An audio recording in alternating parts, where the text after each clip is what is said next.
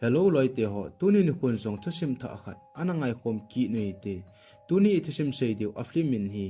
in the bedroom sangni lakhat kumachin release anaki boli na hi movie ki panai hen no pa khani akimu en pasal pa min hi me na hi in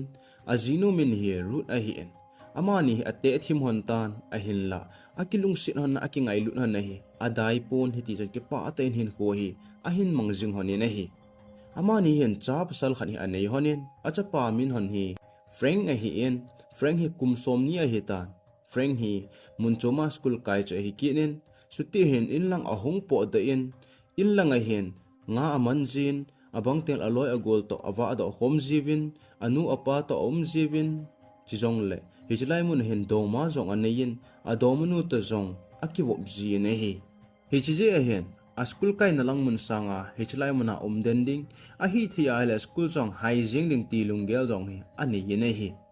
adomunu min hi netali a hin netali hi frank sanga kumsom ni a upa cha hen akum hi kumsom li a hetan ahan keu akul keu hilowin ama hi jinei sa zong a hin chani zong hi anei tan acha tenis ama na kewa in acha teni zong alien ta ne hi frank hin adong manu hi ama sanga ahandan jinei chanei a hi dan ho zo se zong a he su occasion a hin la ma hin alung sit be se jing je chun hi cho chu donin anei pon hi ti chun lung sit anei ta ngai lu anei ta chun a ho pizingin a ki wo pizingin a hi le khatnu zong hin frank hi ama sanga dabola aniaw dan chu a he su ke yin a hin la khat pan alung se na ngai lu no cha ve in a hi le ding det nan te tin agelin hi ti chan alung se na ngai lu na san pe in ki pa ta chun hin ko a hin mang hon ta ne hi ha na che chen a hi le ni khat hi frank zong a school kai na lang mun na po do ding chu a hong hi ki ta ama zong a school kai na lang mun na chan a po do nom ta pon hi chilai mun na adomanu kom chun a nom tle jingin adomanu koma nom si chun ama zong a school kai na lang mun chi talawa chun hi chilai mun na adomanu koma de hi po le ti in to the nga po amanjin hi ti chun ni ko the in sum akilo in a ta na hi likhan hi frank anu hian amani akilungset ni a hin hedo tan hi cha chun frank anu hi alung ahang hle ji ni hi frank anu hin a jipa komen na cha pau ki hil phanen ke pho phanen mi kul nu a angol do jeng hu kalung ahang wal jenge ale ha sim de ki don lowa lung se na angol de hu ka dei poye tua ki dei pinu be hu ama tabang bi be hele phading a hin ama sanga dabala le ne hin ama ni hu aki cheng the aki lung se the aki ngai the a hi hon ta poye ipi le na cha pa komen phada chan ana sei pate min sei pi en tien a sei ta na hele ajipa jon anui sa ajipa ama ho cha pang cha bo hin lai chin hi chi akilung sin han jong ho so nen ten ti ham ata hin ten ti ham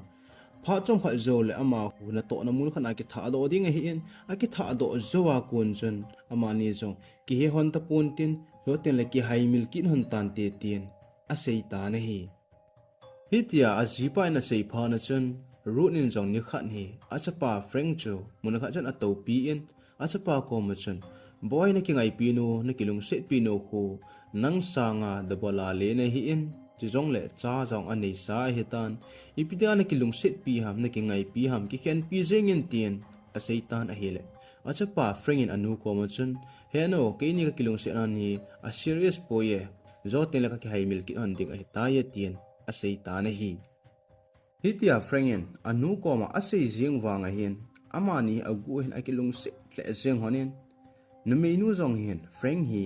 ama sanga dapola nia a hi wanga hin alung se mong sing tan ama tailo dong madang alo le jidang nei lo ding in zong akigel hata na hi likhat hi nitali zong bazar kai ding na chi in lang akile in sung alu na hin agel phalo hel a expert richard kitipa hi anaki tung ta na hi richard nin zong nitali amu mu achun alung se na thu chu a sei pai ki nin a tha ki dei pi ki ding cha ti tan a hele nitali chu anu mong ta po na hi aji chu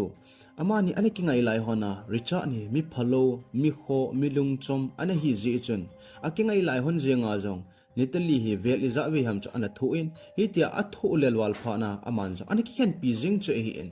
tu a Natalie hen cha ni zong aneyen ajipa to ki hen kin he jong hi Richard nen a he in Richard hen Natalie ko ma chun tu a he nei kilungset pi kinna nei ki dei pi a hele ik chen handing na cha te ni zong phat cha ka wa pi ding ni hi etin a season a hin la Natalie a no mong ta po ne hi Richard hi mi hau sa cha hi in mi hau sa cha hi ze hin sumle pai a hau hle singin Natalie anu mong lo phan sana man song sumle pai vet sa zo hla te ding ati in a hin la Natalie zo ki doi mong ta pon Richard hen Natalie hi ama sanga dobola neo frank to akilungset akidei zo ahet ki ze chen aman zong na sanga neo to nakilungset nakidei hi apa poe vet zong avet hoi poe ati in hitia Natalie anu lo mong phan san Richard zong zo alu ahang hle sing tan Natalie zo to aluin a hovin heti chen ada ta na hi Jinei ko he ahong hetan Natalie na cha te ni chu kisu halding hin bang mun khan hen akiche pitan ahele hi chen Frank yong hi aumin Frank in zong Natalie a cha te ni chu loiling in a sonin akiche pien hi che pe don ta chen Richard ha che pien Richard nen Frank chu su sa am lovin amei phe hi aka khet pi ta na hi Frank and Richard voting atile ama sanga de bola le na hi je chen ama cha pang hi je chen imacha asingam pon hi ti chen thip be chan a ta na hi Nila hi ahong hetan Richard and Frank amai a het pi in chu akwa in anu le pai na mu pha na chun alungan atong khle jing hanin adong hanin a hele Frank zong chun Richard and a het pi chu a sei do tan aji be ya hitia miki hian miki vo a hi ji chun ama ni zong chun police ko ma report bol de ati hanin a hele Frank chu ada ta na hi aji chu police ko report bol hen lang hele a thu hung sau ding Natalie le acha te ni gi ya hung boy phathi a ji chun Frank chu anum ta pon report a bol sa ta pon hi Jinei ko he ahong hetan Frank zong aruma om pe na hin a phone call he ahong tan aman zong a pingin a hele Natalie cha ne heta Natalie chen emergency a hin a in langwa ding a hin ko tan ama zong agana thei banga chen Natalie te langun cha zon tan a hele Natalie te in sung agalu na chen a in sunga chu ana chap jingin a sunga chu Natalie chu men he o hin ana o men hi iche mu pha chaman jong Natalie ko ngan ina ti ham I pi tum ham tin adongin a hele Natalie chen zo chen Richard a hongin Richard to ka kin a honin Richard nen hi cho he asu se na asu thanga e da la he tin a seitan a hele Frank chen Richard chan chu wal asa awal jeng pha na chen police ko ma report bolding he titan a hele Natalie chen aza da ta na hi Natalie and Frank ko ma chen Richard ni mi phalo mi gim nei a hi in hitia report ni bol hana hele sumle pa ya ki do ki deu a hung po do teng le hi chi sanga gim ni ya hi ei bol deu ei su gen the deu kho se che ding hi bol da jing in tin aza da tan hi chi pha chan Frank in jong a bol ta pon iti chen Natalie chu a thlamun ta na hi hi chi pe don ta chen Richard chu a hung ki ta Richard chen kon hin hongu ve na tin a hung ki sen tan a hele Frank in jong Natalie ko ma chen japang te ni hi in chung lang ki sel pi na tin asol to win ama ache phin Richard ko ma chen hichla ina kon ki po den tin aga seitan a hele Richard jong cha akile de in a hin la in lang khat ko na kon chen a hung lu nen Frank chen a het phan chen aga del phin a hum ta pon Richard chu in sung a hung lu tan Richard chu Frank chunga jong lung hang a hi ta ji chen Richard chen pistol khat na hin ki chayin Frank jong chu dip behelian akap tan a hele Frank chu a pe nin a thipai pai ta na hi Richard nen Frank akap gin meithal gin chu Natalie aza pha na chen akichap ss jingin a hlai phe na ga vetan a hila ko ma chen Richard chen pistol ani ki chayin ama jo a hlai pai in Frank chu ga vetan a hila Frank chu a thisa ani hitan a thisa mu pha na chen alung ana be ss jingin ha ka in akap ta na hi Hiti chen pha na chi in Frank atta sa chu a hin vui do tawin Frank athat pa Richard zong chu police an aman tawin hi police on Richard amat jeng wang chen Frank anu le apa hen Frank hi chapa chang khana ani hon na bana aso pi un naw ki lo a hi ji chen a I hle jeng honin a chapa hon hitia aung thi jeng chu apona be se jeng honin shading bolding to sat ding to nu kha ading I macha hi a he thim thei hon ta po ne hi Frankin anu le pa ada hla zo chen anu zong cho in sunga freng a room chon a chi zin a lup no ho avon ho thil ho cha ve zin a chapa cha gel do zin heti chon hliso pum chon hin hu hi amangin a pa zong ana to ding ai lawa hele thil a bol ding ho chu gi changa bol thei ta lawa chon a chapa cha gel do zin heti chon mi thli pum chon hin hu hi a hin manghon ta ne hi phana che en Richard zong ko na athu seiding hu hi ahong hetan hichin hu achon Richard avakil pa en Natalie ko machon Richard nen Frank chu akhuna akha pe ton ta hina mu en tin adong tan a hele Natalie in zong Richard nen Frank akha pe amu lo ji chen seiding a hapon chom khana ki gelen azon na chon alu a hin pe tan a hele itia alu a pe pha na chon ama hon zong Richard nen atha ai poe tin a gelovin Richard chu hi cha ko na po do theiding in ahung ta na hi Richard and Frank atha pe amit ta mo ta lo ji sun ko na zong chon athu cha sei thei ta powen Richard zong zel na ta lo ting cha ko na chu in nga hung po do theiding a a hi ta ji chon Frank anu le apa chon apon be se jing honin imachal a sei thei hon da pon akichaya chon vakil pa komin a chi honin hitabang mi him chu bidana hla do ki no ham hitabang mi him chu akum kuma a hin ko a zel thei he tul than he ti na ga sei honin report na ga bol hanin a hin la vakil pa en hitia chu mit ta a athat na amu a ta lo zation amani chu akichep na hon akidai no na ki su kha ke ko ya he ta ye tin a hin seitan a hile hitia a hin sei pha nu chun Frank anul apa chun apuna be se honin sei be ding zong a he hon ta pon hiti chun lung na ta chun in lang ahong ki le hon ta na hi Frank anul apa langa pang ding koi ma ta pon amani la zo hon ta pon in lang akile hon chun Frank anu chu ahla se hle jengin Frank anu chun leisi na wang hi ki ngai lu na hi ta poe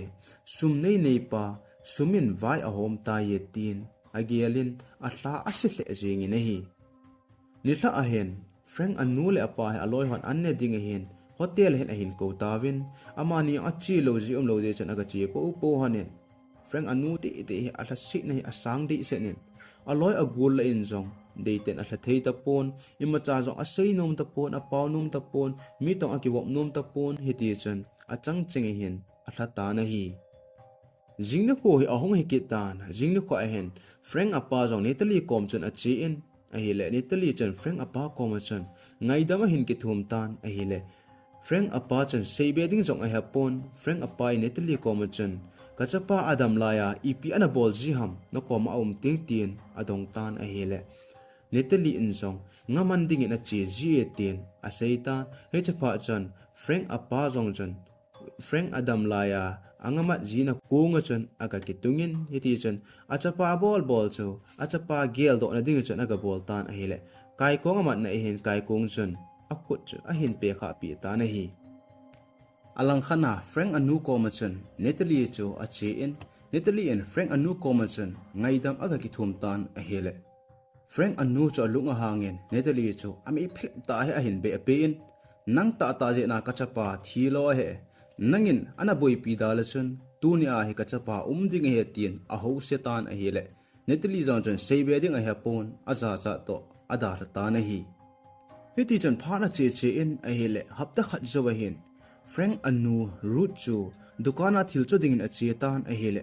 a thil chu na dukan mo na chun achapa that pa Richard cho hin mutan Richard amu pha na chun achapa amil thelo na ki ka chun agel do be che in alungel chun